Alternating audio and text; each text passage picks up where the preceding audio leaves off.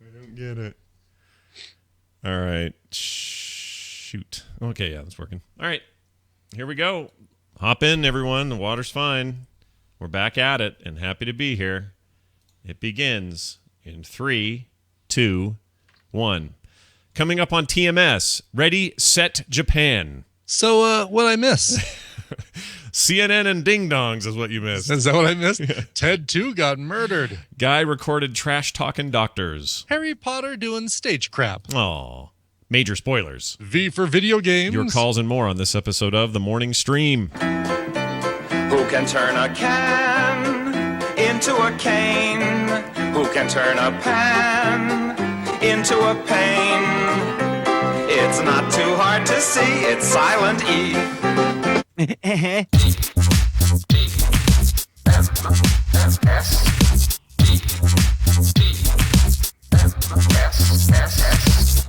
The Morning Stream, where man is made whole.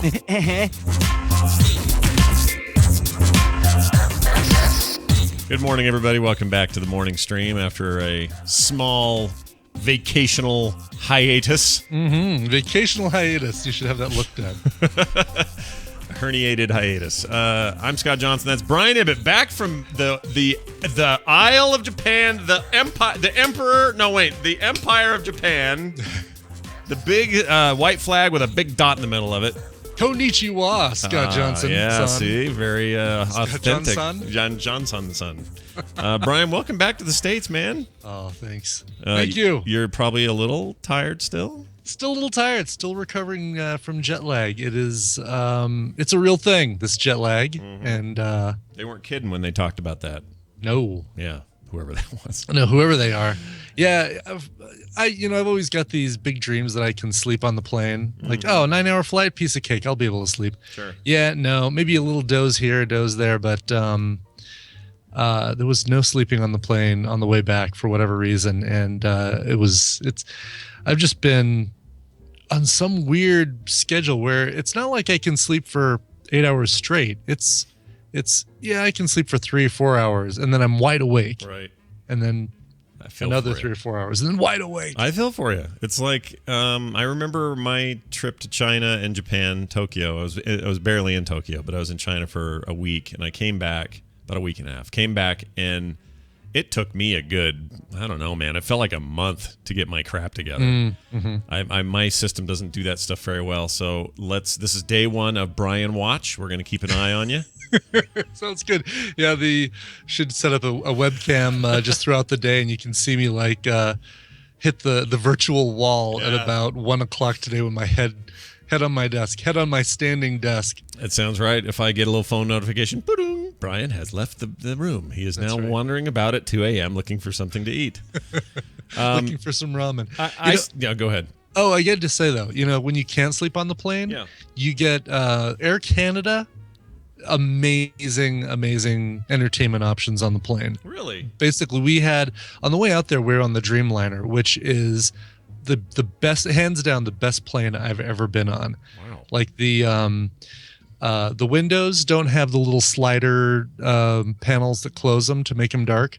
They have a little digital display thing on the bottom that does some liquid crystal mojo magic and dims them so you can still see out, but it's black. And what they do in the middle of the flight, because basically when we flew out there, we had the sun above us the entire time. We were crossing the international date line with the sun above us. Yeah. So for the middle part of the flight where they like to make it dark so that people can adjust and get some sleep if they're able to, they dim all of those windows, dim all the windows simultaneously, and it's like indigo blue. It feels like nighttime.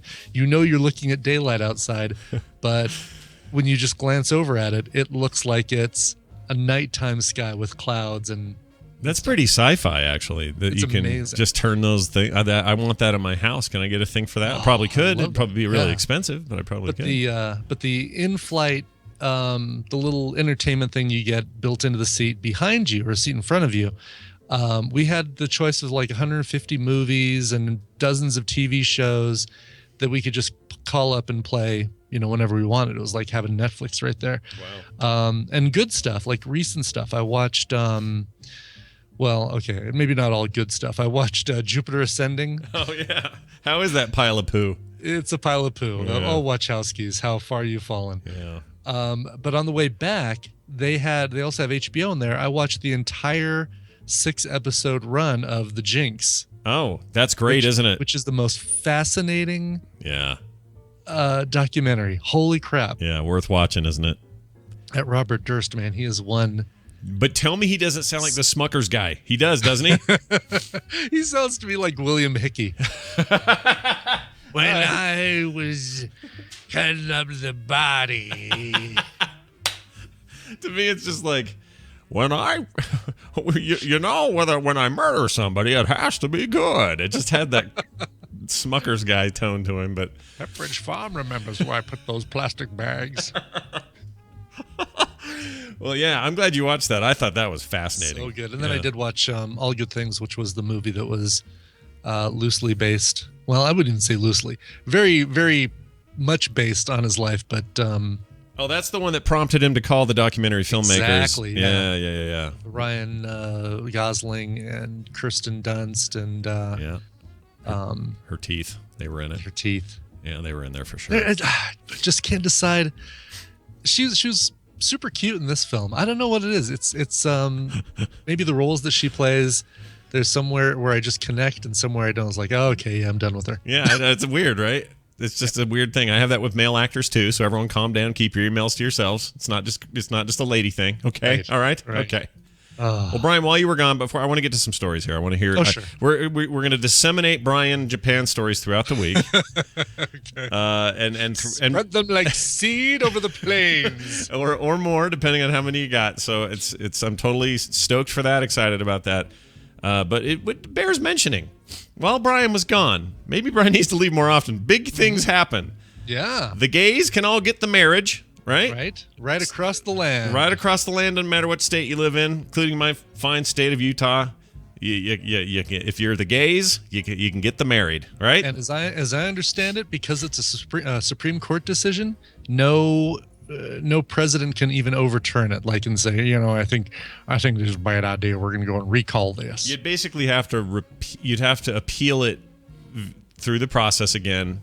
Yeah. New evaluate. Like there's a process there, but you're right. It is kind of a thing where the courts exist for a reason, I suppose, and this is one of those reasons. They make landmark cases about this in the past, certainly related ones, like when black people could marry white people. There was a lot of resistance to that back in the day. Women could vote. That had to kind of go through that. Like, right. There's some of this is all done democratically via voting. Some is done through court rule. Some of it's done through backdoors and weird ways of things, but whatever. There's your government. The government hard at work. Point is, the gays, y'all can get married. Grats. I think that is awesome, and I think everybody should have the same rights to do whatever the hell they want with their lives, and I am all stoked for them. All right? This is how it should have been. It's a civil rights issue, in my opinion. Yes. And, you can not like the gays all you want, but at least give them the right to do what you get to do. Especially some of you. Never mind. I'm gonna get in trouble. I'll shut up now. That was number one. Number two is we had that horrible thing happen, that awful crime that happened. But because of it, there's been a lot of talk, and I think the talk is important about race in the country again and ways of dealing with it. And I feel like there's a good tone about how to approach it, and people are talking more. And I think that's good. So some good things happen while Brian's gone. Okay, didn't it seem like for a while, I mean, racism has always been an issue. Yeah. But didn't it seem like for a while there, things were getting way better and you didn't hear about all these... I don't know. As white guys, it's hard to tell, isn't it? Yeah, probably. Yeah, I feel like you and I are just in the wrong category sometimes, or you try to stay up on it or sensitive to it or whatever, but maybe we just don't. Maybe we just aren't enough involved, I guess. Yeah. But then, I'm not sure they were getting better, like the Missouri stuff and the Baltimore stuff. I mean, all this stuff. But it seems like just in the last few years, and maybe it's just that these things are getting brought to the forefront a lot more on major on all the TV news things where it's like, yeah, here's something that's going on, and race may have been involved, whatever. But it just seems like for a while there, it seemed like like as a society, we were getting better about that sort of thing. And I don't know. Yeah, and even while you were gone, President Barack Obama went on a podcast. He was on a podcast, Brian. What? He was on WTF with Mark Maron in his garage, surrounded by Secret Service and snipers. Sure. Yeah, right. So it's just a weird week. It was just a lot of big stuff, and healthcare stuff got upheld, and there were like, I don't know, things going on. Freaking NPR had a half-hour interview with Ted Cruz today, which was the most like Ted Cruz-y of all Ted Cruz interviews I've ever heard, and I didn't think NPR did interviews like that. Like, what's going on with the world? Everybody's like talking and making sense to me today. But anyway, we heard so little of that while we were in Japan. There was one night where we were sitting in the hotel room, had a few minutes between things we were running around and doing, and I turned on the TV and watched the news, and they had American news come through on the TV as well, because I'm sure that the hotel that we were in attracts a lot of tourists. Yeah. And we heard about the gay marriage deal, but then we also heard about Dick Van Patten. Oh yeah, Dick Van Patten died. Dick Van Patten died. Oh, 80 was enough, he said. How old was he? He was like 86. 86 was enough. And I made that same joke as soon as Tina said, "Oh really? How old was he?" She goes, 86. I guess 86 was enough. Nice. Well done. Yeah, that was I like that guy. I liked it when he did Mel Brooks things. Yeah, because it was a side of him you never got to see. Right, because everything was all serious and like, this serious family stuff, and complaining about Tommy and Nicholas and Susan and what the heck they were all doing, and David, and I can only name like 4, but yeah, Elizabeth and yeah, okay, that's where I stopped. Wow, 3 is enough for Brian. So you missed Batman coming out. Like all the things happened while Brian was gone. It feels like. Wait. Batman came out. Batman Arkham Knight on the PlayStation 4, okay. Xbox One, and PC. I thought that now that the gay marriage ban was lifted, Batman came out. No, Batman did not come out in the way you're thinking.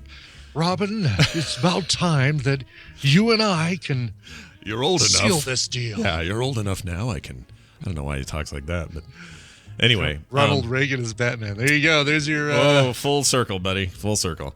Anyway, well, I've missed you. I'm glad you're back, and I want to hear all about it. I don't even know where you start. What happened? Give us a story. Let me tell you a story. This was one that, as soon as it happened, in the process of happening, I thought, all right, this is probably going to be the first story I tell on TMS. Okay. But we did a lot of walking around. Basically, we were taking the train everywhere, but in addition to taking the train, I mean, you walk everywhere. We went to Shinjuku one day, and Shibuya and Akihabara, but you take the train where you're going, and then you walk around that area. And my Apple Watch was saying 22,000 steps on average per day that we were doing. Gosh, that's insane, dude. And our feet were killing us. Yeah, I'll bet. So after the night we went to Disneyland Tokyo, we're coming back, and Tina said, you know what, I think we're gonna do the spa at the hotel tonight, just kind of get a little relaxation in. We remember seeing photos in the elevator of the mineral bath in there, and there's a nice little photo of a couple, guy and a gal, sitting there with glasses of wine, relaxing in the mineral bath. And I thought, all right, we're totally doing that. And unfortunately, they have an age limit at the spa, so you got to be 20 years old to use the spa. Even to use the pool at this hotel. Oh, weird. You had to be 20. Why that? I don't know. Okay. It's, again, they cater a lot to businessmen, and so they probably want to just make sure that, if Joe Schmo visiting the Fuji Enterprise company wants to have a relaxing time and not be bothered by a bunch of kids screaming around, then that makes sense to me. You don't want some kid taking a dump in the pool. I get it. But it just seems like an 18-year-old wouldn't really be a problem. But right, whatever. Exactly. Yeah. They'll even deny you entrance if you've got obvious tattoos. But that's a obvious tattoos. Well, like if you've got tattoos. Really? Not big on the tattoos out there. What if that's because the Yakuza are all about the tattoos? Maybe that's their way of keeping the mob out. Yeah, it may be. Yeah. Wow, I hadn't even thought about that. Well, that's what I'm here for. Let's see. There we go. So So Tina and I said, all right, well, we'll do this. Let's do the thing. We flip on the TV screen to kind of figure out hours. And again, we see that same photo of the couple lounging in the mineral baths and then the times that they're open. We're like, oh, perfect. We've got like an hour and a half. Let's go down there. Yeah. So head on down there. We pay our entrance fee because they also charge you for to go in the baths. We've got our swim trunks on, but we've got clothes on over them. And the lady says, okay, well, in the lobby of this place, you need to take your shoes off. All right, cool. Good with that. She gives us little slippers. We put on the slippers, put our shoes over on the side. And then she says, okay, sir, you'll need to go to that locker room and change. And ma'am, you'll go into this locker room and change. There's robes in there and towels. And by the way, this is all, by the way, in her very thick Japanese accent, not nearly the level of English that I'm providing for you here. All right. No, I can imagine that has to deal with English-speaking clientele all the time, but she's probably not as proficient as one might be. I get it. She looks at us and says, by the way, this is a traditional Japanese bath, so no clothes. Whoa. And we're like, well, no swim trunks, right? No clothes. No clothes. Okay. Have your wiener out, Daniel-san. So we hop over into our individual locker rooms, and she gives us a key to a locker. I've got locker number 3, and I'm looking at the locker numbers, and the locker room is just about empty. There's one dude, just came out of the bath, fully naked, and he's toweling himself off. And my locker happens to be the one right opposite him. Uh-oh. Like basically, he's got locker number 35, I've got locker number 2, and in this narrow little aisleway of 3 feet, I'm going to have to disrobe inches. Yeah. from Towelin' Man. Wow. So but I've got my swim trunks on. I'm like, you know what? I'm going to suss this out really quick. I want to make sure that I'm not going to walk in there fully stripped down, swinging around, going into this mineral bath, and there's like 5 guys sitting there in swim trunks going, "Oh, dude, what are you doing?" Yeah, it's a good idea. So decide, all right, let's suss this out. So keep my swim trunks on, put the robe on, walk over to the mineral bath area, stick my head in there, and I see this mineral bath area. It's not co-ed. Tina's got her own. I've got my own. So flagrant misrepresentation by the photos. I agree. How about some equality, Japan? Exactly. Jeez. And there's nobody in there. I'm like, all right, yeah, this looks all right. So I go over back to the shower, strip down, take a shower, put my robe back on, leave my swim trunks off, grab a towel, walk in there.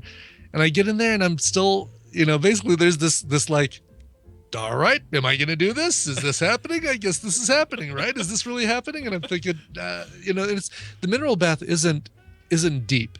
Yeah. So if you're sitting on the ground on the base of the mineral baths, it's like a, it's maybe a foot or so deep. Yeah. So you've kind of got to recline back if you want to really fully soak in it.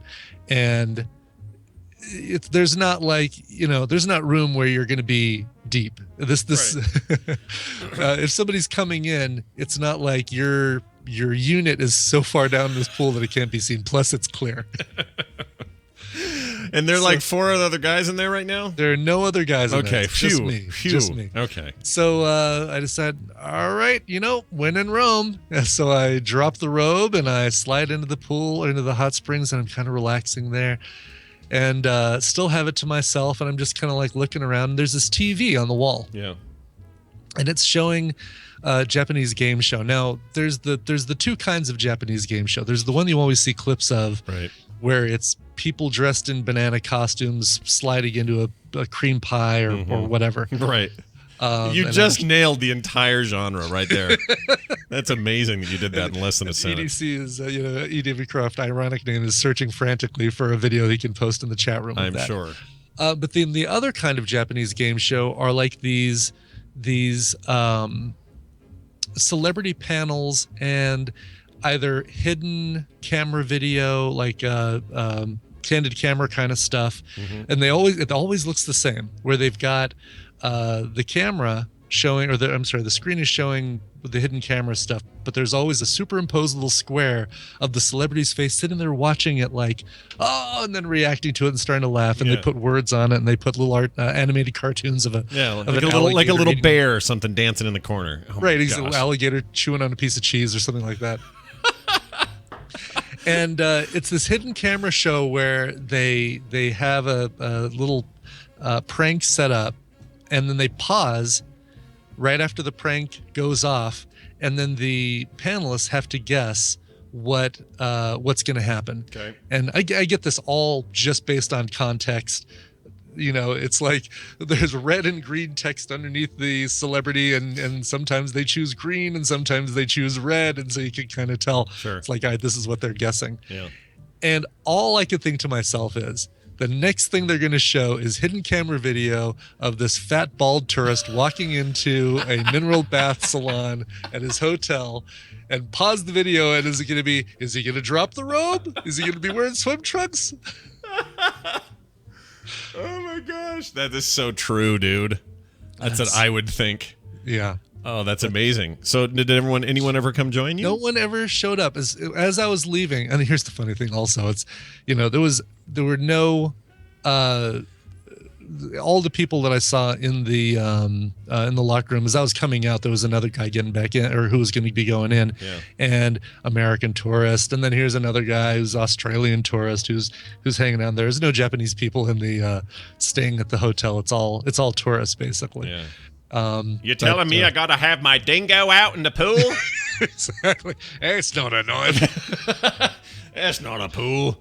Yeah, that's very weird. So I had the whole thing to myself for the half an hour that I sat in there, and Tina unfortunately had a much different experience. There was a 70-year-old woman who was taking that opportunity to sit next to the mineral bath pool and scrub the crap out of her legs while she was waiting to get in, and loofing like there's no tomorrow. Wait, 70-year-old? 70-year-old woman. And she was Japanese or some other descent? She was I think she was Japanese, and she was of course fully unclothed. Yeah.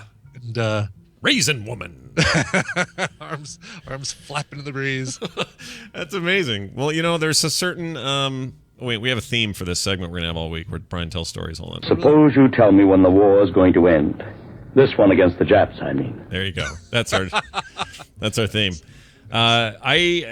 Fascinating. You've got toilet stories, I'm sure, because those toilets are rad over there. Toilets are awesome. You got the flight over. You mentioned on a text was a hoot. Something happened that was weird, and you were going to tell me about it. Do you remember what that was? Mostly the Dreamliner. Just how cool the Dreamliner was. But even better. Tina did get stuck on the flight from Denver to Vancouver, because we connected in Vancouver on the way. Yeah. She got stuck next to Cliff Clavin, basically. I mean, this guy, she had her face buried in her book. Tina's going to read, and this guy still had to make comments on everything. It was like, yeah, sure is sun. A lot of sunlight coming through the window, huh? Yes. My wife is way in the back of the plane. I got the front seat. I don't know how that worked out. And it's like the whole time, the whole 2.5 hours he's talking. Ask the wife how that worked out. Maybe there was a reason she got in the back of the plane. Exactly. You go and tell, we didn't get seats together. Darn, I know I bought the tickets, but oh well, huh? Well, I might be, some may sense a little giddiness in my voice, but I'm just so glad you're back. I'm glad to be back, and big thanks to Jury for filling in. Yeah. He did an awesome job, and thank God I didn't have to have any talk about serious stuff. Right, exactly. Sheesh. All right, well let's keep it rolling. We'll do a show, guys. I mean, this is what we do, and Daryl's coming on next. He'll hang out with us for a bit. I feel a little rusty because I missed 3 days last week, but I know. How's this whole thing work? I don't even know, but I do know this. I have a theme. Here you go.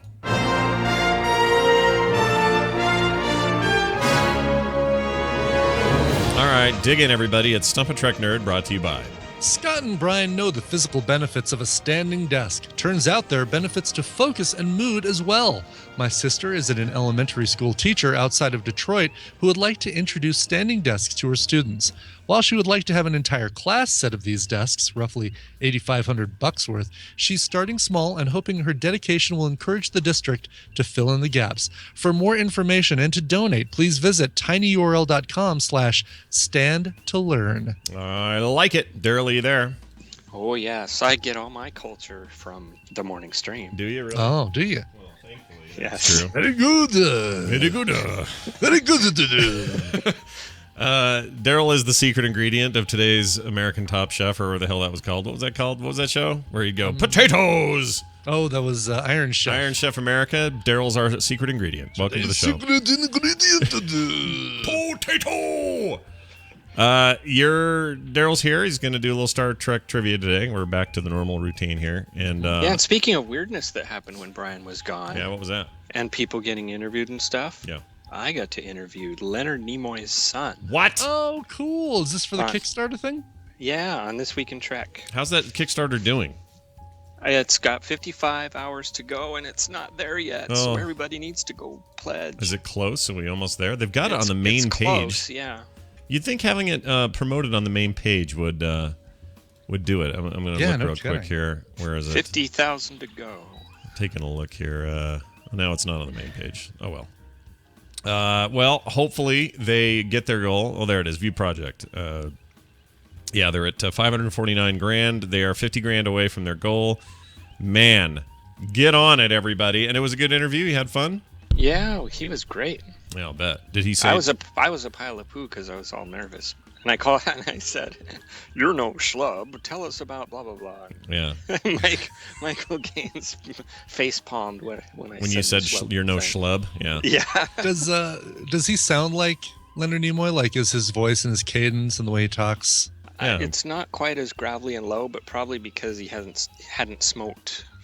Oh yeah, Nimoy smoked a lot for a long time there. Yeah. Like 30 years or something. Did he spill any interesting beans like my dad slept with the ears on to get into the role or something like that? He really hated Bilbo Baggins. Yeah, that haunts him to his final days. Did he? I mean, like, I guess what I'm saying is, were any bombshells dropped in your interview? No, nothing anybody can't hear anywhere else. Okay, well, there you have it. That's all right. It's all right. Sounds like it's going to be a good interview. I can't wait to hear it. Yeah, it's good. Yeah. Daryl, it's Trek Nerd time. It's time for mashup, though. We got to play this, and I'm always nervous to click on this because A, it might be in like 14K, but B, it might be embarrassing, and who knows what it is. But I swarmed through it together. Here it is, a mashup number 36. I hunger. Yeah. If we like them, we'll say more dots. Yeah, we'll say more dots. Ooh, they smell like crotch. They're a little cheesy smelling. Huh. No, they don't smell like any crotch I knew, or I'd be having more crotches. It smells like bacon cheddar crotch. Yeah, copy that one out. These don't smell like any crotch I knew, or I'd have more crotches. Look at my donut. All right, everybody, get out your donut. Yo, tell you what I want, what I really, really want. So tell me what you want, what you really, really want. I'll tell you what I want, what I really, really want. So tell me what you want, what you really, really want. I wanna really, really, really wanna zig a zig. Oh man, it's like a fever dream with Mike. Freakish Lemon usually kind of has there's a rhythm to it. These are just like all over the damn map, but hey, more power to you. Daryl, it's the next generation up today. We're doing one of those. Up the long ladder's an episode. The Enterprise picks up a strange distress code. Riker says the code is an SOS message. Picard says the code hasn't been used in centuries. What sector does Picard tell Riker the code originated from? Your options are the Ficus sector. B, the Takara sector. The Ficus sector, seriously. C, the Lagana sector. Or D, the Glintera sector. All right, Glintera, yeah. Glintera, does that sound right? All right.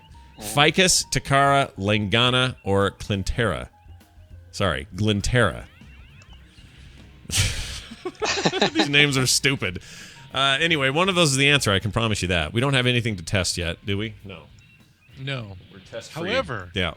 I picked up a crap ton of Kit Kats Oh while my I was gosh. out there. Different flavored Kit Kats. Now, part of me wants to send them to you guys right away so we can test them on the show. The other part of me is thinking maybe I hold on to these for Battle of the Frog Pants All-Stars, and we blindfold somebody for a taste test to see how many of the flavors they can identify. That's not a bad idea. If you can keep them in this weird heat wave we're all having, if you can keep them in somewhat solid form, I think that's not a bad idea. Yeah, that part shouldn't be a problem. By the way, Nerdtacular Check 2015, just looking at the countdown. We are 31 days, 7 hours, 29 minutes, and 36 seconds away. Crazy. Jeez. All right. Nerdtacular.com for details. All right. So we won't do any of that. But Daryl, did you bring a little Shatner business? Hey, Well, I don't know about that. Well, in 1966 on this day, if that's what you mean, the visual effects photography of Balok's Cube is made for the TOS episode The Corbomite Maneuver by the Howard Anderson Company. Remind me what the cube was. Was that a big special effect thing, or what was it? Yeah, it was a rotating red, yellow, blue cube. That's right. That was the first episode I'd seen when they put out the redone special effects versions of the thing, which I guess now are kind of considered the versions of, that's TOS now, basically. Yeah. And fans and non-fans alike seem pretty pleased with that treatment. And I remember thinking that cube never looked better than that day. Yeah. Because they kept it kind of old school still, but made it look better. I don't know. That was weird. That whole special effects treatment, I think, is pretty damned impressive that they did on that whole thing. Yeah. Everything was, if I was in charge, that's exactly the way I would have done it. Yeah, like true hardcore fans didn't even, they were up in arms when they heard about it. Right. But the actual results. You're Ted Turnerizing the... Yeah, remember that? That is, I think some people they evoked his name. Yeah. Is he still alive, by the way? Ted Turner, yeah. Is he? Sure. Let's take a look here. Yeah, he's only 76. He's still here. Sure. What's he doing? Just laying in just money? Colorizing his life. Just remembering the times with Jane Fonda and how in shape she was from all of her workouts. She really was.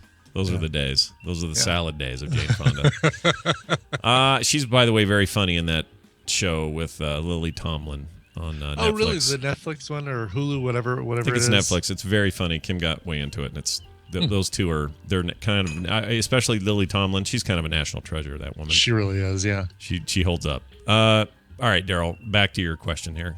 Ficus, Takara, Lengana, or Glenterra? Which one of those was the sector that Riker picked up the SOS message in? Well, only one of these sounds familiar. The other ones sound like some weird food from different lands. Yeah. One of them looks like lasagna. Yeah, it does. The lasagna sector.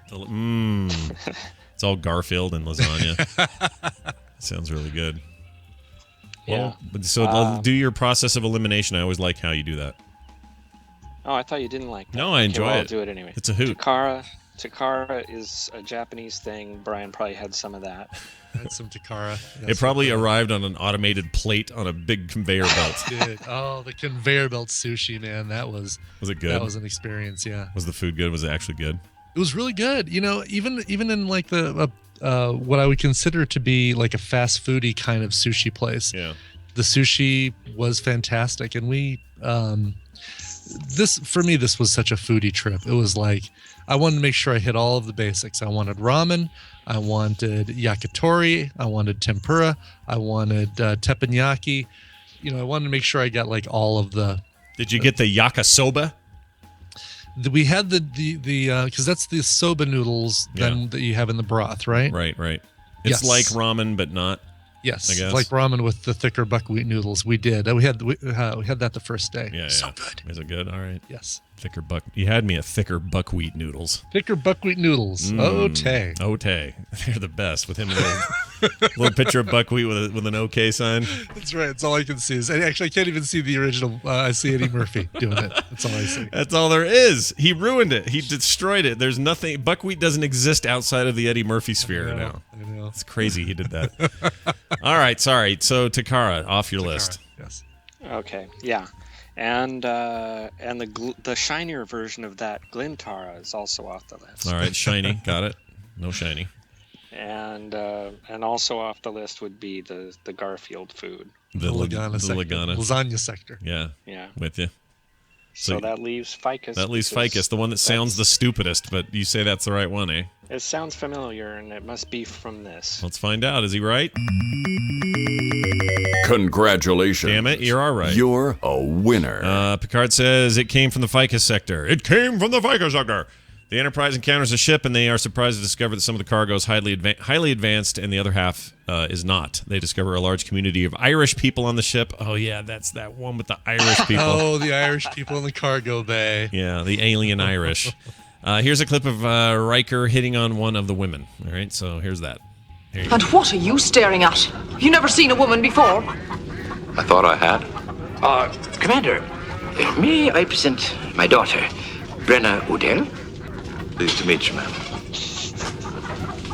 You may have all the time in the world, but I've dozens of frightened and hungry children and women to look after. And what about the men? Well, I'm sure they'll find their comfort, as they always do, in the bottom of a mug of homebrew. You know, like all the Irish do. They got all those cows and chickens to take care of, too. That's right. We've got a special set of phasers, they say. That's what you find in the ficus sector. Yeah, right that's there. great. The Irish are all... The ficus sector is lousy with the... ficus. Or the other way So around. stupid. Daryl, congratulations. You've worked your week beginning in a well way. That doesn't make any sense. It's always fun, always good. Daryl's the Trek Nerd on Twitter. You can also find him at This Week in Trek at thisweekintrek.com and the Grumpy Cast. And make sure you check out his Spock Jr. episode.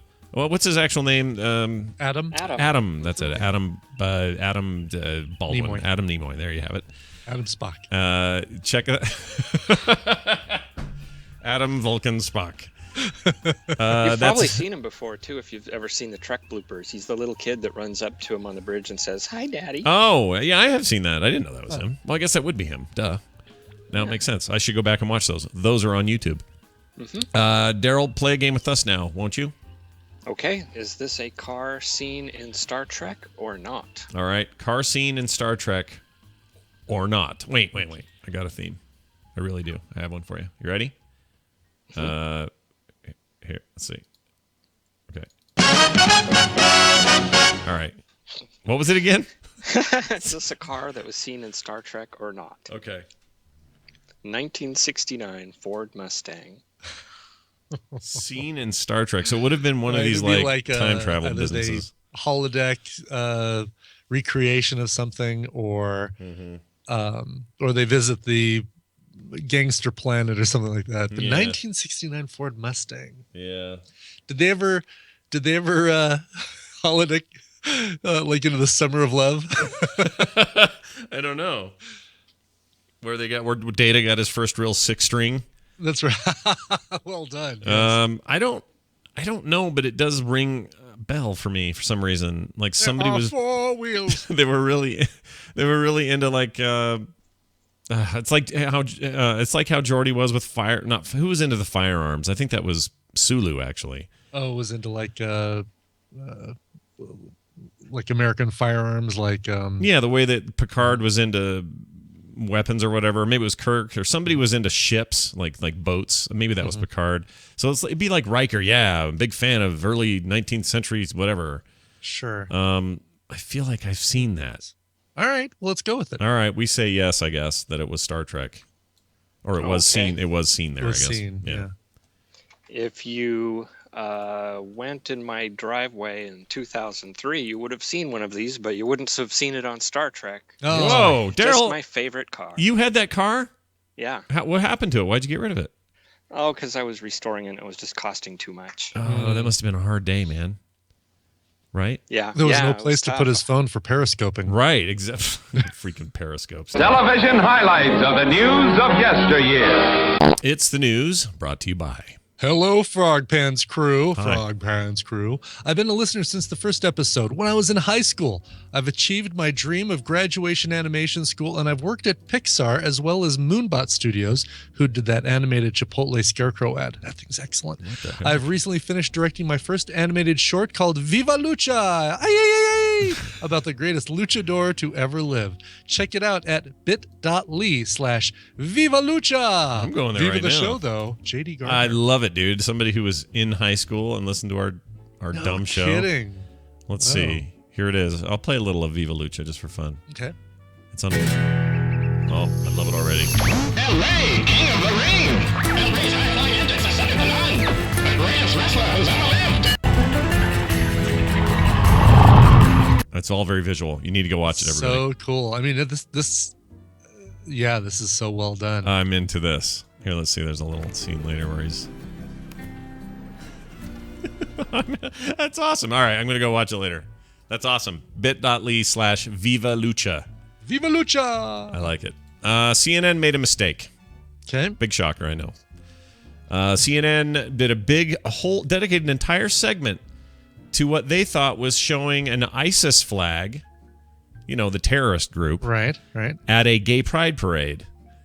Everyone's covering the gay pride parades, and this one that was in London. CNN international assignment editor Lucy Pawley was walking down the street in London when she encountered a gay pride parade. How do you just encounter one? Anyway, whatever. You just happened to stumble upon a gay pride parade. Well, hello, I didn't see you there. She was shocked when she saw someone carrying what looked like an ISIS flag in the crowd. The only problem, the flag was actually a parody of the ISIS flag, and it was covered with images of dildos and bum plugs. Nice. Oh, look at this. Yeah. The man in black and white was waving what appeared to be a very bad mimicry, but a clear attempt to mimic the ISIS flag. It wasn't a very good one. But Polly said, if you look at the flag closely, it's clearly not Arabic. In fact, it looks like it could be gobbledygook. I seem to be the only person who spotted this. CNN has already pulled the video from their official website, but there's versions of it on YouTube. They screwed up. They thought it was an ISIS flag, and it wasn't.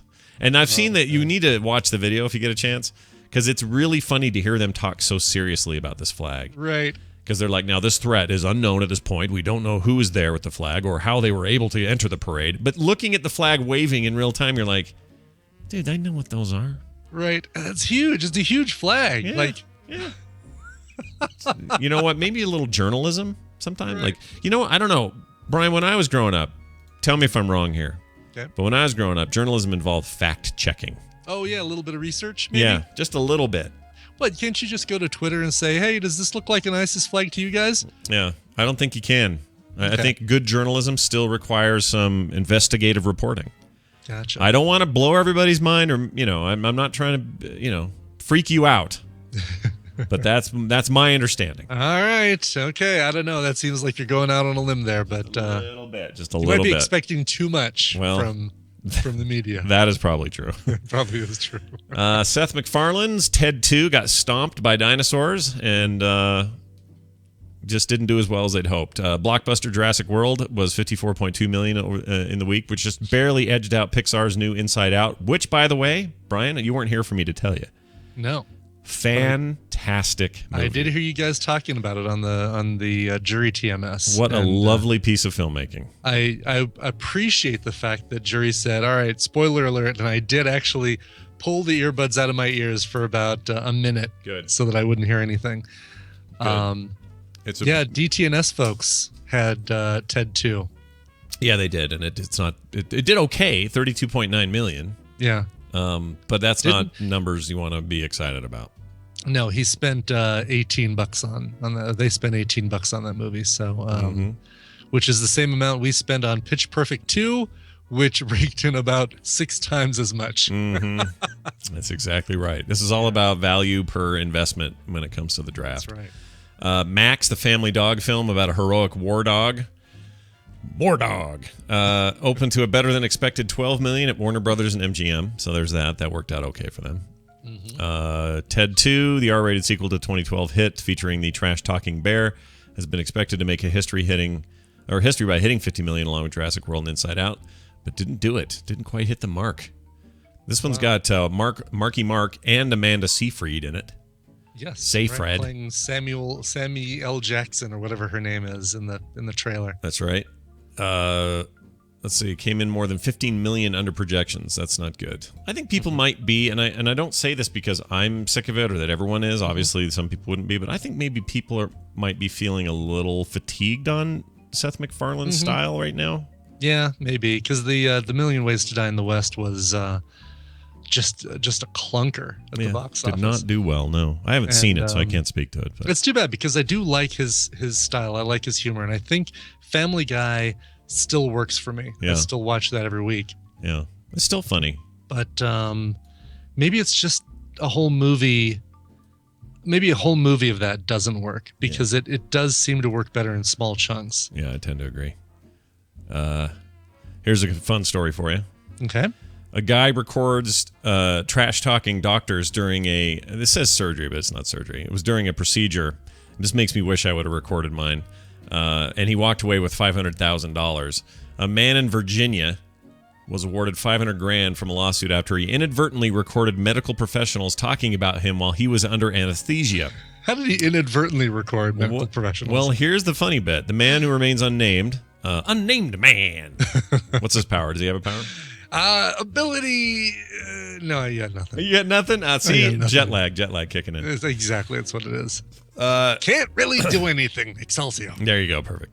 Let's see. He was intended to record his interaction with a doctor before receiving a colonoscopy in order to recall the care instructions the doctor provided. In other words, he wanted to record that he said, now make sure you take this med or whatever.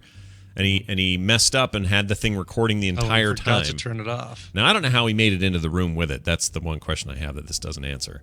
Because I don't think you're allowed to have stuff with you, but whatever. Anyway, when he played the recording back, man realized he had recorded much more than the care instructions. He captured the entire operation, which included multiple people talking poorly of him. Oh, jeez. Let's see. It was medical. So there was a medical assistant, the anesthesiologist, like the hot lady that worked on me, and then the guy putting the tube up your hooter.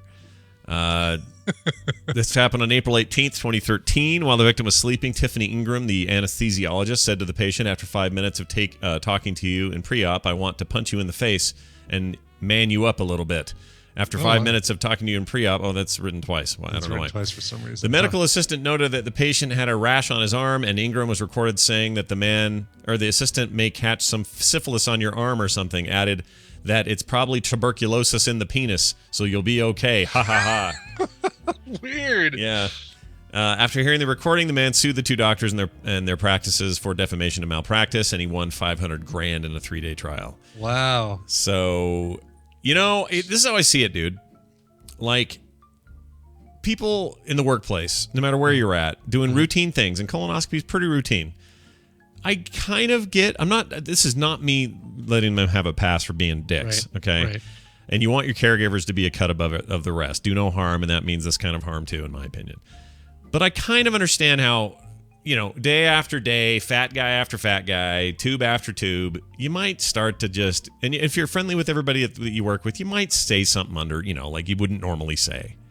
Mm-hmm. And I guess the lesson here is people are dumb and don't do it or you'll lose $500,000. There. Right. That's the lesson.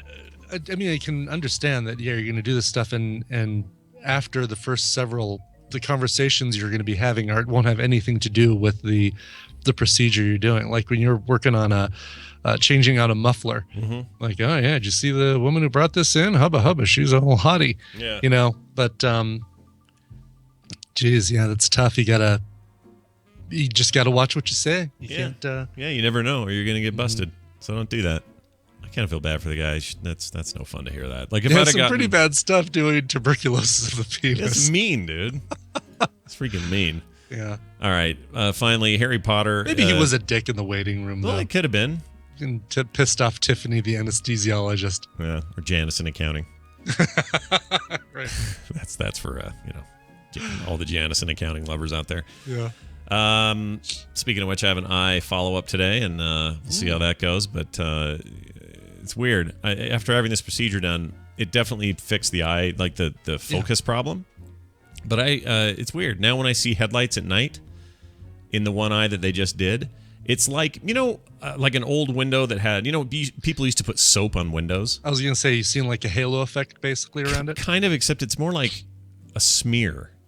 Okay. And when I see a bright light, it's still, everything's in focus, but the light creates like this weird, like soapy window effect. Hope that's normal. That doesn't sound normal. No. That does not sound like something you want. No, it doesn't. I'll find out today. It could be a side effect of having to do what they had to do. I don't know, but all I know is I can see fine, so that's good enough for me.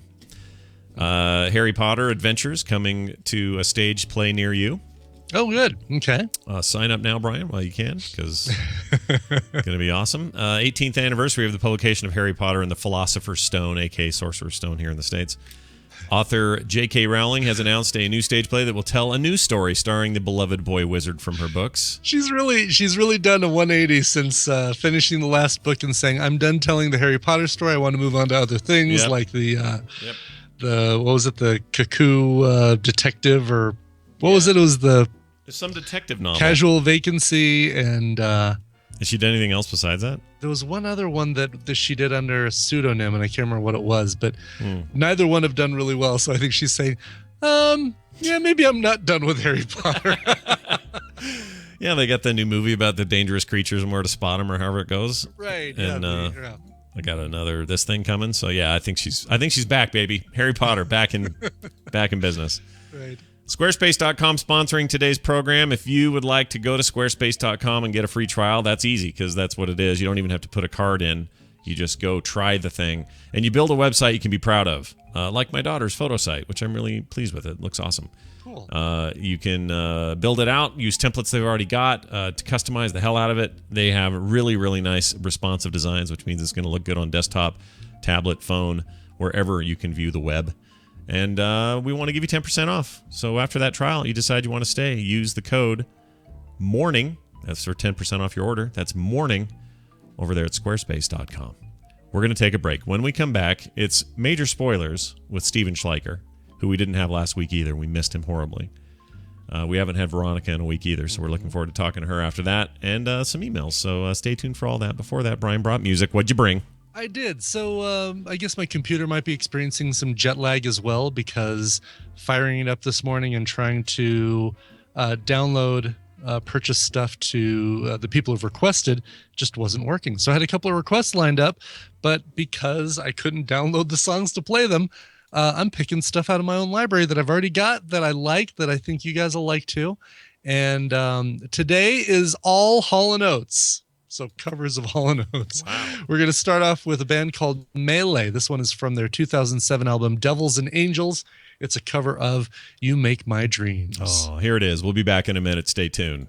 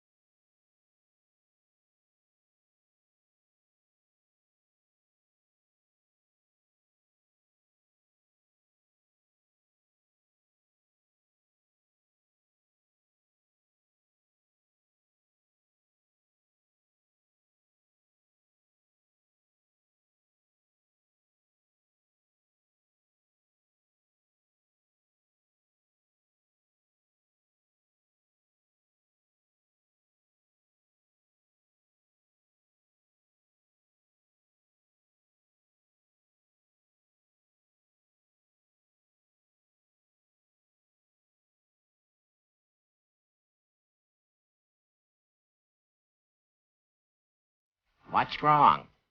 Well, I want to call my teacher. It's her birthday. I want to tell her something nice.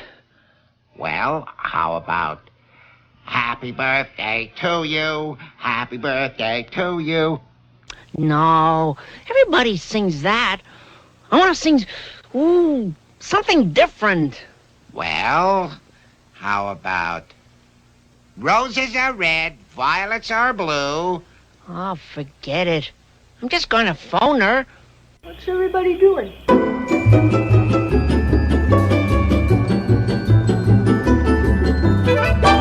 Burn in hell, you little green bastard. This is the morning stream. All right, we're back. Hello, welcome back.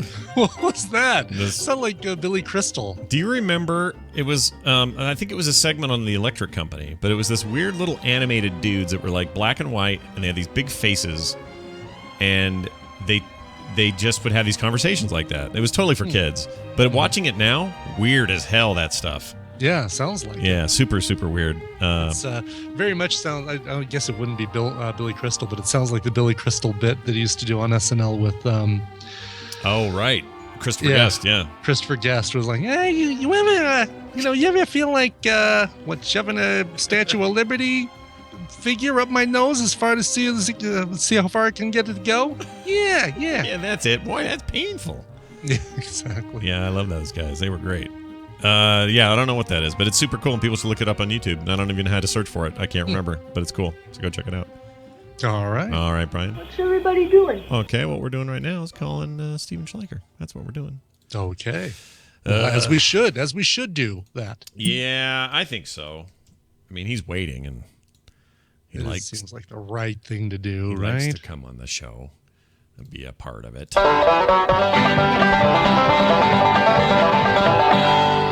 Ladies and gentlemen, welcome to the show, Steven Schleicher. Hello, Steven. Hello. How are you? How are you? How are you, man? You having a good week? Hello, Steven. Hello, Brian. Welcome back. Your computer, you had some computer problems. What happened there? Oh, yeah. So like it was a week ago, I was trying to edit some video, and suddenly the computer just started crawling.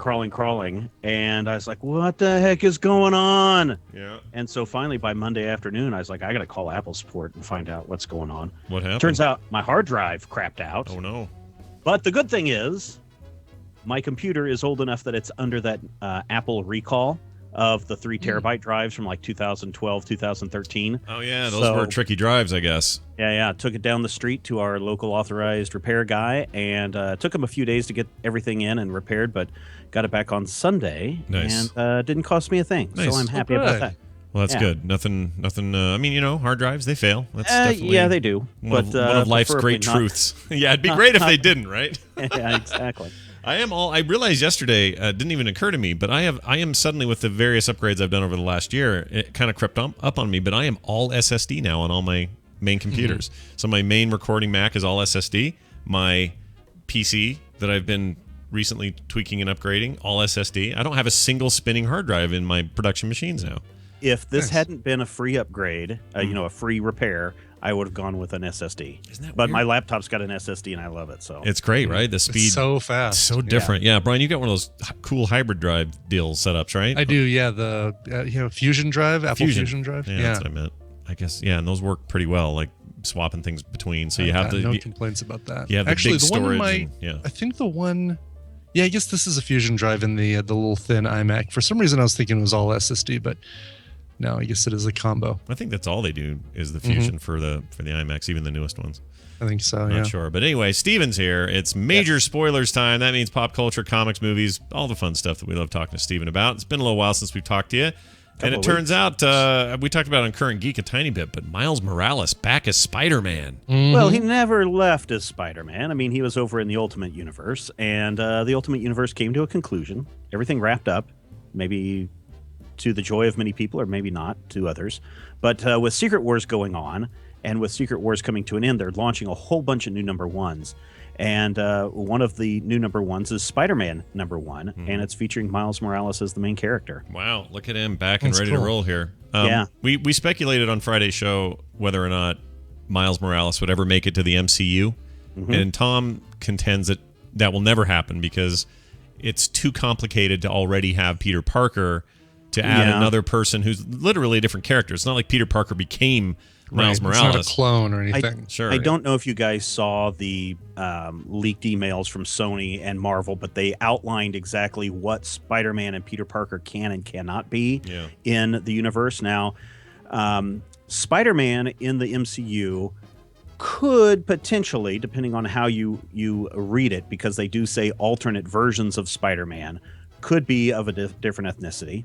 But Spider-Man can never be a homosexual. Spider-Man they said that never used drugs. It says that right in the document. Okay. The other thing is Peter Parker is always going to be white. So you're not going to see according to this agreement, you're never going to see a Peter Parker of another ethnicity beyond white. Wow. Was that controversial when it got leaked? Yeah, it was. This was kind of a big deal. This came out like just a day or two before this Miles Morales' Spider-Man post hit. But they basically spelled it out and said, here's what Peter Parker can and cannot do. I think we talked about it last week on the Major Spoilers podcast. But I don't know if we put the story up. I think we did have the story up that says that. So you can go check that out. It occurs to me they could have just said it this way. And I'll try to say this the way I think would have gotten them out of hot water. Because to me, there's so much about, language matters in today's culture. What you say and how you say it matters. So could they have not just said, here is an outline of who Peter Parker will always be in the MCU, colon. And then they say, he is a heterosexual white male living in New York City, period. Yes, right. Like, and not well, say, they did. he's never going to be gay. He can't be gay, because calling it out that way is the problem, not what you're saying. Because you have characters designed all the time, and you say to yourself, all right, this guy's going to be, he's going to be black, he's going to be, he likes the ladies, and he's going to live in Chicago. Okay, this guy over here is going to be white, he's going to be gay, and he's going to live in this high rise. I mean, you can design a character and give him these attributes, but when you make it sound like you cannot make him gay. Right. That's when you run into problems. Again, it's just language. Yeah. It is. But I who knows what's going on? I'm trying to find the actual rundown list, if I can find it, but I don't see. Yeah, they have the mandatory character traits, and they had them in a complete list, but I don't see them popping up just at the moment. But it did say that he can't. Spider-Man doesn't kill unless it's through self-defense. Spider-Man doesn't, use. No, it says Spider-Man does not abuse drugs, which is interesting. He can dabble. Yes, exactly. He can have a beer after a long day. He can have recreational drug use. Right, exactly. Okay. It has things like Peter Parker cannot have sex with anyone under the age of 16. Yeah. Ooh, God, so it talks about how he is from. Seems like a good guideline to have. Well, but again, they're going for, and we know this because of the Holland casting. Yeah. We know that he is a high schooler, so he is not going to be someone who's 35 years old having sex with a 16-year-old. Do they have something in the MCU rules that says he must be a British actor, and like all our British or all our freaking characters now can't be American? What's up with that? Yeah, it is pretty crazy. And the only guy left is Chris Evans. I swear. Well, I guess Robert Downey Jr. Here are all of Peter Parker's character traits. I can't find the one for Spider-Man. His full name is Peter Benjamin Parker. He's a Caucasian and heterosexual. His parents become absent from his life during his childhood. From the time his parents become absent, he is raised by Aunt May and Uncle Ben in New York City. He gains his powers while attending either middle school or college. He gains his powers from being bitten by a spider. He designs his first red and blue costume. The black costume is a symbiote and not designed by him. He is raised in a middle-class household in Queens, New York. He attends or attended high school in Queens, New York, and he attends or attended college in New York City, New York. So, but depending on how detailed they make these character sheets, they could have avoided that whole thing of Sony being able to say, all right, we're going to make his web shooters organic. They could have said he designs his red and blue costume and he designs his web shooters. Yeah, and they didn't say anything about web shooters here. They didn't say whether it's organic or whether it's mechanical. Right. Yeah. So well, and they've shown us in the last 10 years we've had two versions, and they seem to have been okay with showing both. So maybe you know what? Let's place a bet right now. Let's forget about all the other speculation about what role he might play in. Sure. In Civil War, and then what his standalone movie will be like, and all that stuff. Forget about all that. Let's place a bet. Which Which of the shooters will he have? Organic? Oh, definitely will be. Since it's MCU, it'll definitely be the mechanical shooters. Think so? Okay. Because that's more true to the Source stuff, as you're thinking there, right? I think so. Plus, what the greatest thing about the web shooters is the fact that it gave him one more vulnerability. He only had a limited number of those little capsules, and when he ran out, it was always a big thing in the comics that, oh my God, I'm out of fluid. And, or if it jammed right in the middle of leaping across one giant skyscraper to another. Exactly. Yeah, it added this extra level of drama to the comics that I thought was really cool. Another Jay Martin suggests, and he's right, we were supposed to be saying the word Excelsior after every mention of Spider-Man today. So we've made horrible errors here. But this is interesting. The Miles Morales thing's exciting because you also, not only is he coming back to the comics, but in terms of, big new story and all that, but it's the creators of the... Brian Michael Bendis and Sarah Pichelli are going to come back and work on the Miles Morales book, so that's cool. good. That's great. Yeah, I mean, with this whole Secret War thing, I'm finding fascinating. I haven't seen.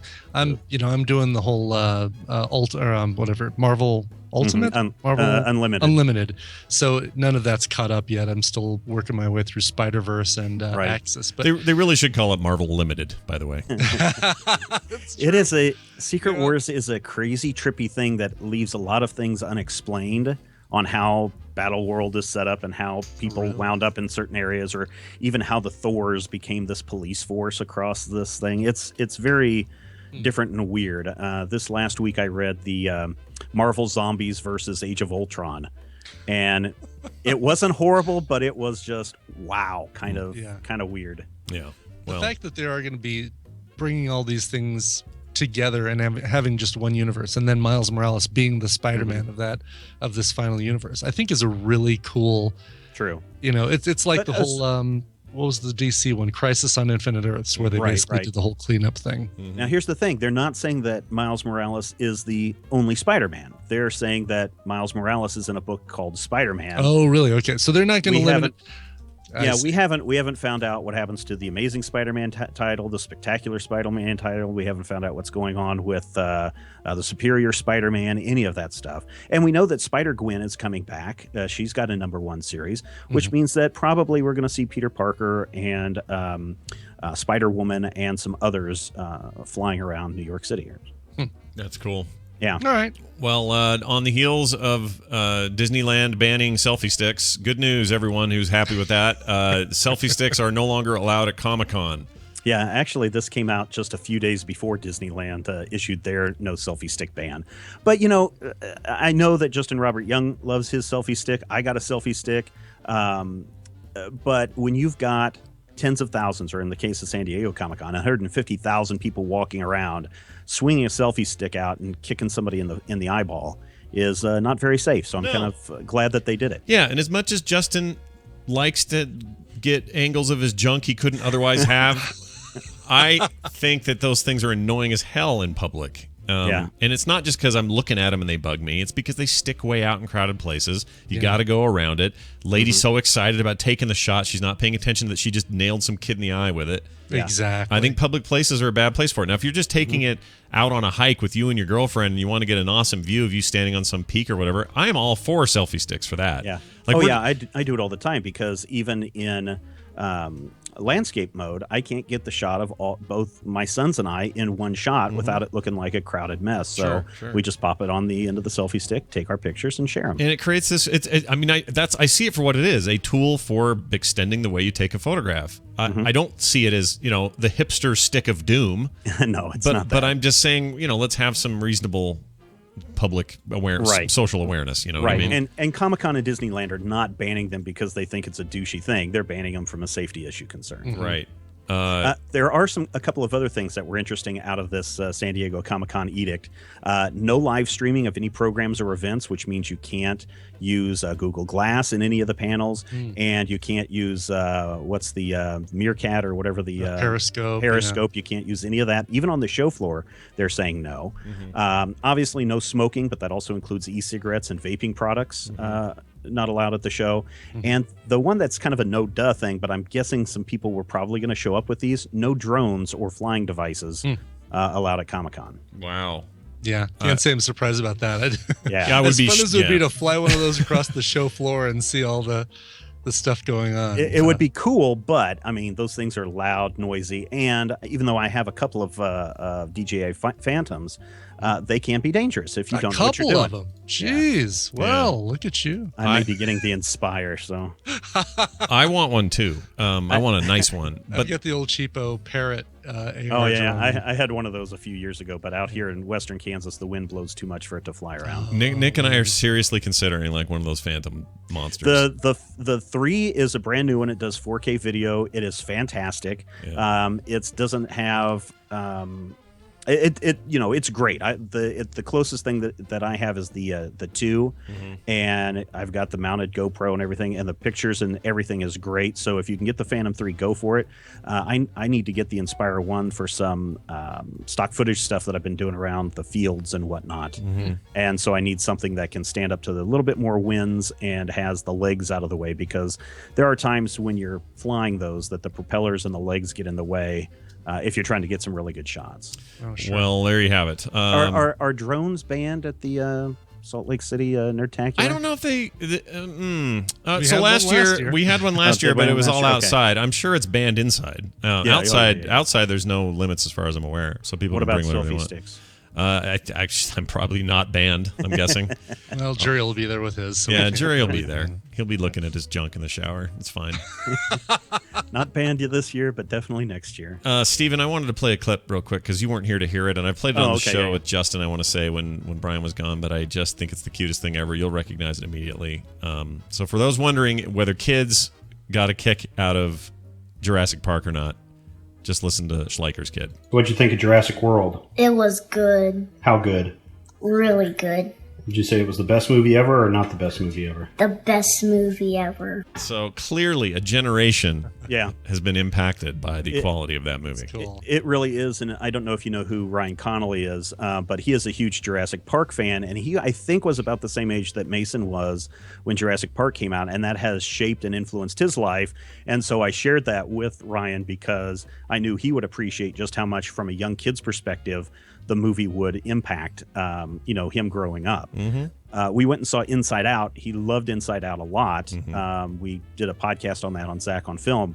But when I asked which one did you like better, Jurassic Park or Inside Out, he said that he would love to see them both again, but Jurassic World, is just ahead of Inside Out as far as his favorite. Yeah, movie I would of all argue. time. I would argue that Jurassic Park is there for kids in a very big way, like the first one was. And I think there's a generation of people who were kids in '93 that just that is their Star Wars in a lot of ways.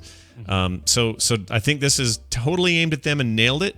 I think honestly that Inside Out is aimed more at people like me.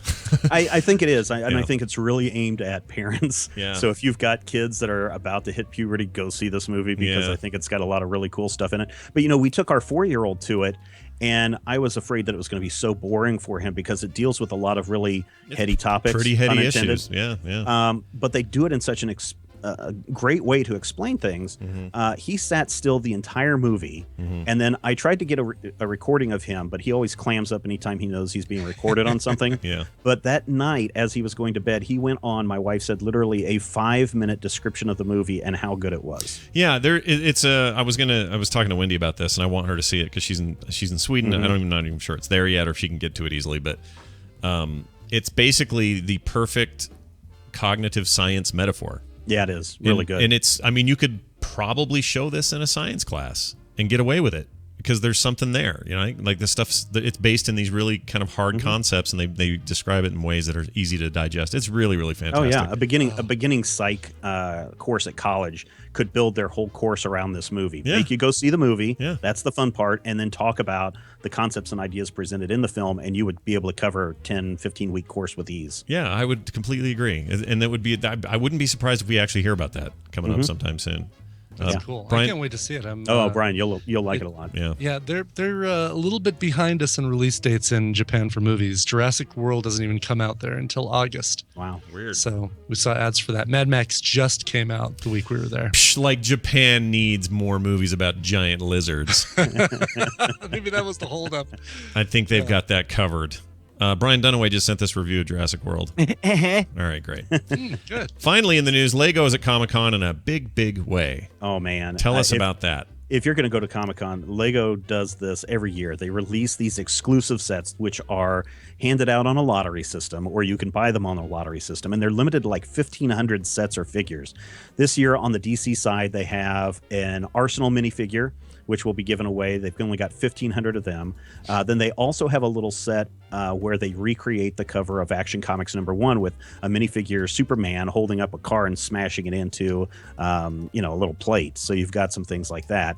On the Marvel side, the figure is I forgot which one it was on the Marvel side, but the play set is the Age of Ultron throne room scene. So it's got Ultron sitting on a throne surrounded by 4 other minifigures. And if you want to see figures that will go for $200-300 right after Comic-Con, in fact, right now I believe there's one, they're trying to pre-sell these for $167 on eBay right now. Mm-hmm. A little $10 minifigure is selling 10, 12, 20 times its price. Wow. These are highly sought after. If you do get one and you're thinking of selling them in the future, I would say grab them and wait a few years, because the price escalates the further away from the release date that these minifigures come out, because they don't release them anywhere else. Mm-hmm. And so there's a Lego set that I have still boxed up in the other room that came out like 7 years ago that's worth $3,000 online right now. So if you're trying to get something that's actually going to appreciate in value, the Lego minifigures from Comic-Con, those exclusives, if you can get your hands on them, they're going to be worth a lot going down the road. Nice. Well, there you have it. Keep your eye open. I know Brian will. He loves that crap. Mm-hmm. He barely keep his eye open today because I know he's still jet tired. I feel for him. I know how that feels. It's freaking rough. I was not expecting it to be this bad. It's just gonna hit you like a hammer. Mm-hmm. Yeah. Hard part is those days where you have to stay awake. You just have to do it, and eventually you'll be fine. Yeah. Stephen, always a pleasure, man. Looking Thank forward you. to your Comic-Con coverage as always. It's already loaded up today, and it's going to continue. The complete schedule is out. I'll be posting that shortly. But I would pay attention to what's going on the movie side and the television side of Comic-Con this year, because I think will show off some very telling things going forward. Cool. Well, I'm pleased to hear it. May your day be filled with love and happiness. Majorspoilers.com is the place. You can also follow them at majorspoilers.com. Anything else you'd like to present? Nope, I think that's it right now. Love wins, right? Yeah, man. That's what I'm saying. Hey, the gays can get married. Woohoo! See you later. All right. Love wins. That's a nice way to put it. Yeah, so that's been the big hashtag all week. Oh, has it? Okay, I haven't seen that. I think that's been it. I've been off Twitter for a week. I was gonna say you've been busy being off Facebook, off Twitter. I got it. Busy being fun guy. That's right. Fun guy. Fun. Getting fun guy in the mineral bath.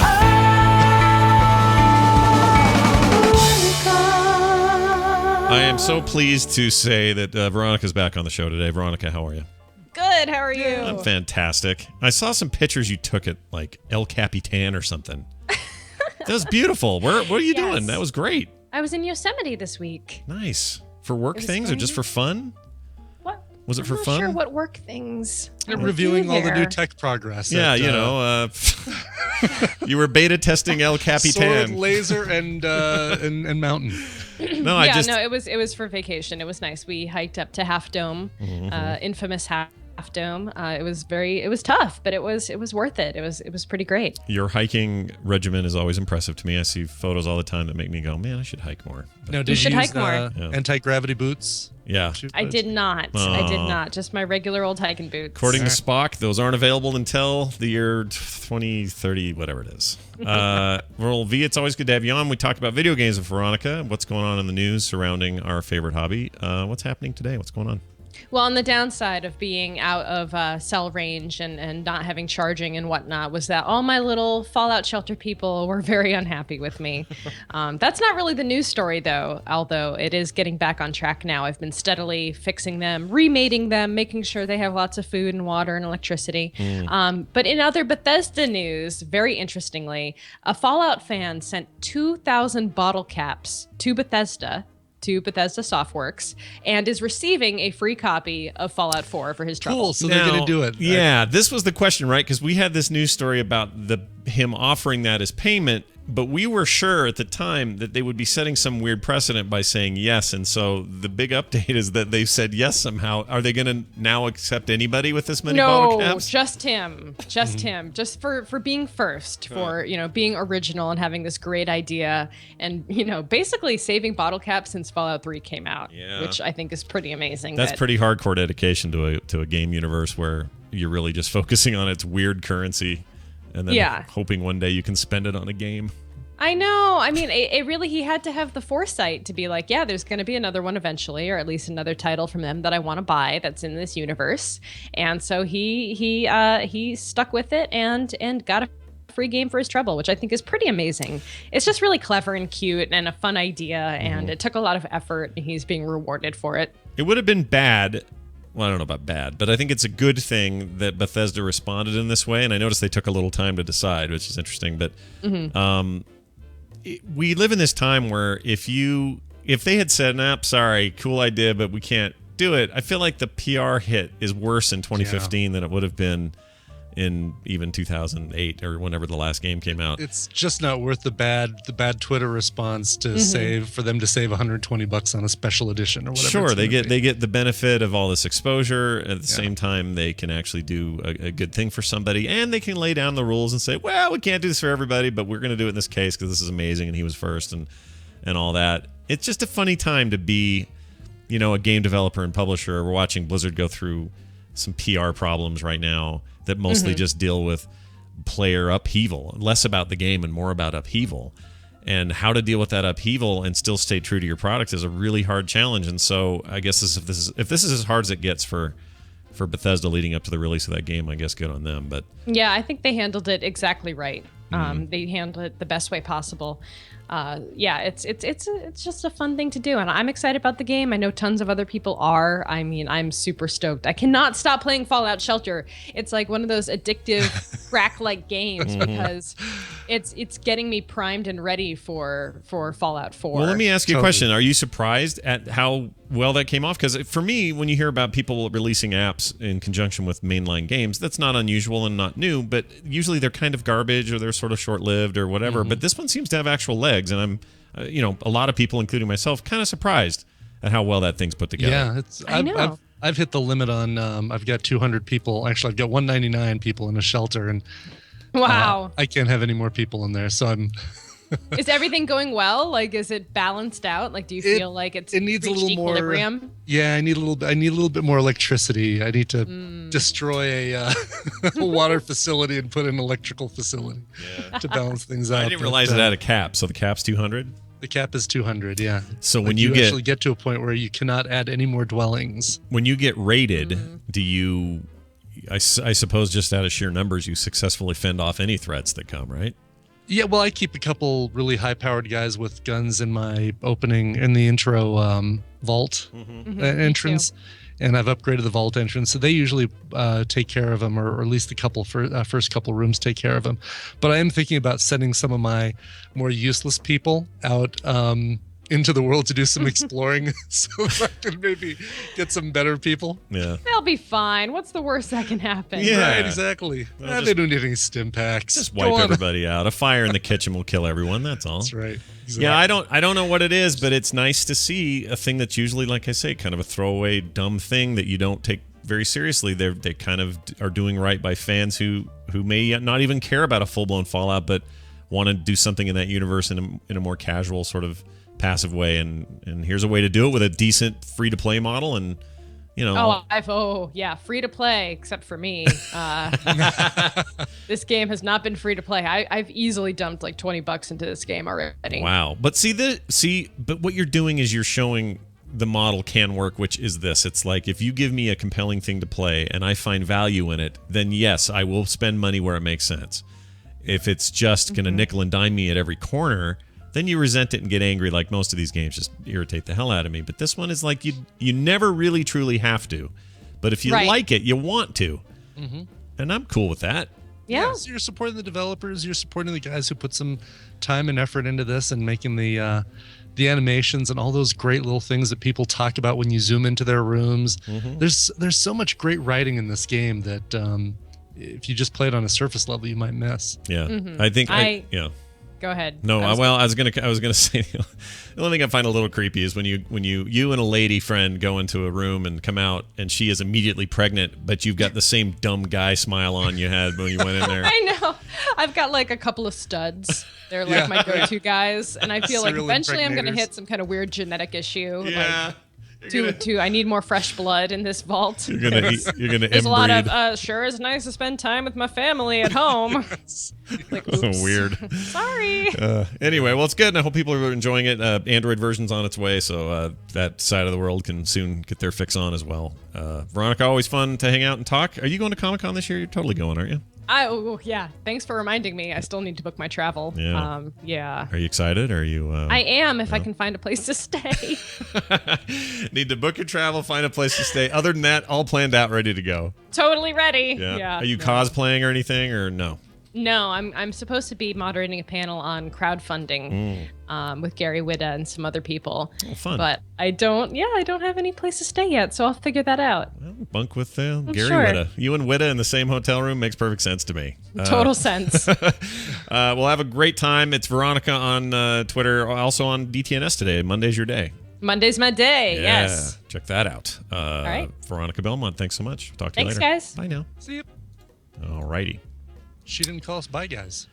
It seems No. like now, now more than ever. She called us thanks, guys. Yeah, we need to be called bye, guy. If not now, when? All right. Excellent. There's a really funny tweet yesterday from somebody saying, what was it? It was something about. Somebody had posted a bunch of negative things on a blog about the gay referendum, but then it issued a bunch of support. It was a sports page, and it was a bunch of support for the American softball team in some tournament. And then at the bottom of the thing, the guy says, "Should I tell them? Like, should I let them know that they're mostly lesbians?" Anyway, there was That's a lot funny. of really funny back and forth this week, I thought. Like, room for comedy, dude. Room for comedy during the week of the gays. All right. Brian, let's do funny. emails. We have no sponsor for emails, but we do have some emails. We got All right. this one here from Terry, who wrote in and says, "Scott, I'm sure someone sent you this already, but just in case no one else has noticed, I wanted to send this to you. Check out Midnight with Chris Hardwick, episode 126 on June 25th. You are on the show. More precisely, TVZ Gone and you, or his Twitter profile, is shown, and his profile picture is of both you and he in it. It pops up at the 1 minute 45 minute mark. Blah, I can't talk. 1 hour. No, it wouldn't be 1 hour. 1 minute 45 second mark. Here's the Hulu link. Blah blah blah. Now, if you haven't seen this, Brian, while you were gone, TVZ Gone sent a message to the Midnight account to take part in They one of usually these have things. Yeah, like a come up with your funniest response to such and such. Sure, and they used it, and it just turns out that his profile photo, which they showed a big one on screen, is of me and him, arms around each other at Nerdtacular. At Nerdtacular? Oh, that's so cool. To celebrate the Week of the Gays. And is that what it is? it's Gay Week. And so Chris Hardwick brought it up and said, TVZ Gone, one of these guys is TVZ Gone, and then the crowd laughed, and then they moved on, and that was about the end of it. But it was pretty rad. So it's more about TVZ Gone's tweet getting on the air than me, but I just happened to be in this photo. That's so cool. Congratulations, TVZ Gone, man. Yeah, Twitter lit up that night at around midnight, I guess.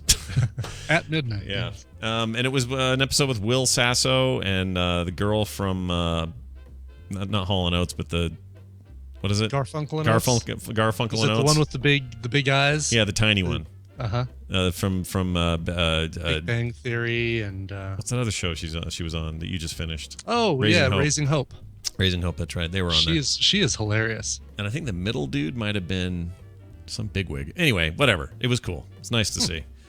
Our brush with Comedy Central fame.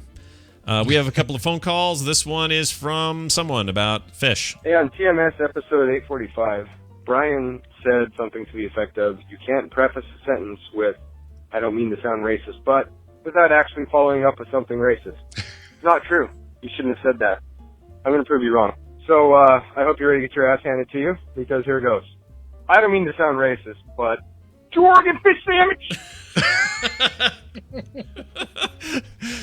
Oh, you're a dork. I think you're wrong, sir. I think that just turned it into a racist comment. It might have. Hey, it's too hard to get a fish sandwich. Sure is.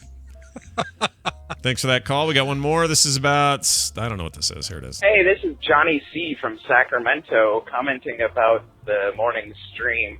Yeah, this area is really diverse, actually. It's one of the most diverse areas in the country. And so there's some bad places and some good places. But in all seriousness, you're the poop hole. Click. Wow. Well, I'd made the comment that Sacramento was kind of a poop hole, which I should never do. I understand that blanketing any place with one defining statement is a stupid idea. Like, for example, I thought Boise, Idaho was a dump when I visited there years ago. It's apparently super awesome now. Like, everybody wants to go to Boise. It's like all like Portland Junior up there. That's crazy. My wife was just there with Carter, and they loved it there. That was their favorite place. They went to there, they went to Portland, and they went to San Francisco. Their favorite place ended up being Boise, and they didn't think that was going to be true when they left. I would not have expected that. Yeah, apparently it's super artsy and awesome, and the city stuff's just rad. And anyway, I've been to Sacramento. I've installed software at the Sacramento Bee, and see? Thought it was just fine. Right, it's still the capital of California. It still is. Yeah. Let's see if I can name. I'm going to try to name as many state capitals as I can. Let's see how dumb I am. All right. Okay. Sacramento, California. Phoenix, Arizona. Is that right? Yeah, it is Phoenix. So far, so good. Seattle, Washington. Portland, Oregon. Wait. Is it Seattle, Washington, or is it? Is it something else in Washington? Is it? Damn it! You're right, isn't it? Wait. Capital. It's not Tacoma. I'm looking it up.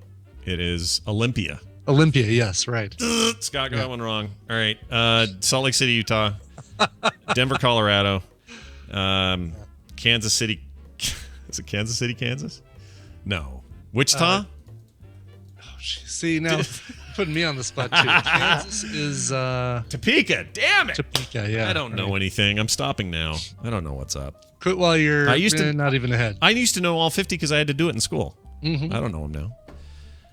It is not too early to get a fish sandwich, but it is too late to have the show continue. We're going to be done. We're going to end now. Thanks, everybody, for being here. We are really excited to be back, and I'm just so happy to have Brian back.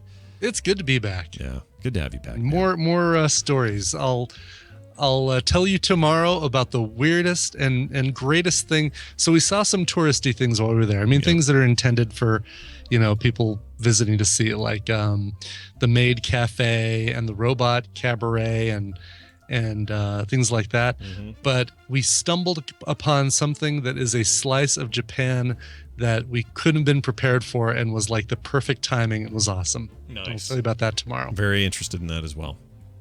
I guess that's it. Let's get out of here. Frogpants.com/TMS is the website. themorningstream@gmail.com is where you can send your email inquiries, thoughts, feelings, things we'll read on the show. You can leave us a voicemail at 801-471-0462, just like those fine people did today. We're on Twitter @morningstream, @Scott Johnson, @Coverville. There'll be a new Boop show today before I leave to that eye appointment, and there will be a new film sack today. It didn't go up yesterday, but we'll have our Japanese Spider-Man episode. Spider-Man.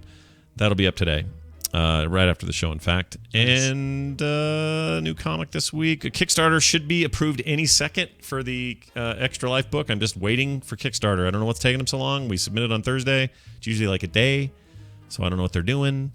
But hopefully today, and then we'll launch that damn thing, and then we're off to the races. Nice.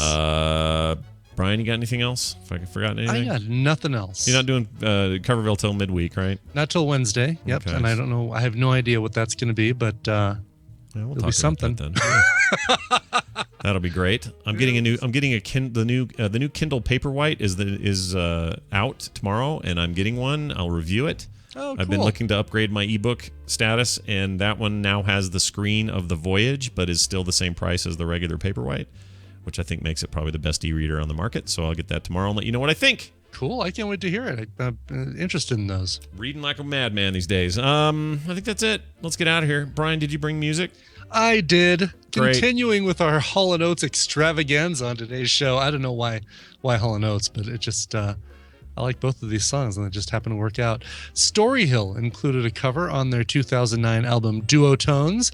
It's a cover of Sarah Smile, and it seems like a good way to close out the show today. Here's Story Hill and Sarah Smile. Sarah Smile reminds me of something. Oh, Savannah Smiles. Do you remember that movie? No. That was a huge movie here where I lived. Everybody saw Smiles. Savannah Smiles. It was like the big feel-good hit of when you were a kid. I'm pulling it up here. Savannah Smiles. If you're still listening to the show, everyone at home or live, if you remember Savannah Smiles, speak up because I need some solidarity. 1982. Yep. Wow. I love that movie.